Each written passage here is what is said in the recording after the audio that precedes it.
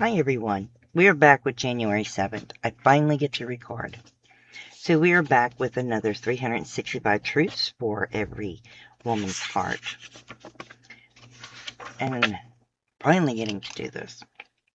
Alright, it starts out with, your faithfulness is enough. Well done, my good and faithful servant. Matthew chapter 25, verse 21. What does God see as success? Faithfulness.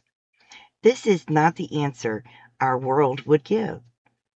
We'd be told fame or material possessions, staying young forever, or getting to sit at the cool table are makers of success. But in the Gospels, the Master doesn't say, well done, my good and famous servant. He says, well done, my good and faithful servant. Faithfulness doesn't make headlines. We're not likely to get awards, applause, or even an abundance of likes for it. But faithfulness is quietly, often, and visibly life-altering and world-changing. If you're putting pressure on yourself today to do more, be more, achieve more, then pause and take a deep breath. Just be faithful.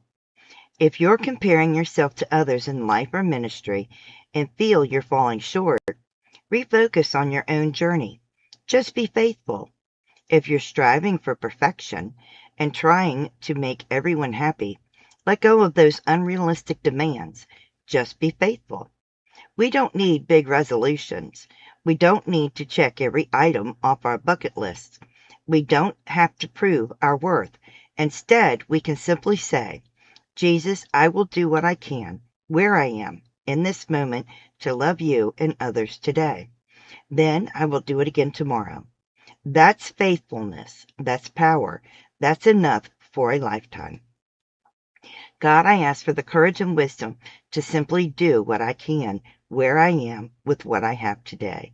In Jesus' name, amen. I like that. It's just faithfulness, everyone. Just faithfulness. And now, on to the Daily Stoic. So in the Daily Stoic for January 7th, 7 clear functions of the mind. Epictetus says, the proper work of the mind is the exercise of choice, refusal, yearning, repulsion, preparation, purpose, and assent. What then can pollute and clog the mind's proper functioning? Nothing but its own corrupt decisions. Let's break down each one of those tasks. Choice, to do and think right. Refusal, of temptation. Yearning, to do better. Repulsion, of negativity or bad influences of what is not true. Preparation, for what lies ahead or whatever may happen. Purpose, our guiding principle and the highest priority. Assent, to be free of deception about what's inside and outside our control. And this is the mind. This is what the mind is here to do. We must make sure it does and see everything else as pollution or a corruption. I like that. So we keep our minds clear. And now on to this day in history. January 7th. In 1789, the first U.S. presidential electors are chosen, and of course, George Washington was elected president. In 2015, 12 people die in a shooting at the Charlie Hebdo offices. In 1891, Zora Neale Hurston is born. In 1955, Marian Anderson becomes the first African American to perform at the Met Opera. In 1959, United States recognizes new Cuban government. In 1946, serial killer with split personality murders a 6-year-old child in Chicago. In 1785, 2 explorers crossed the English Channel in a balloon.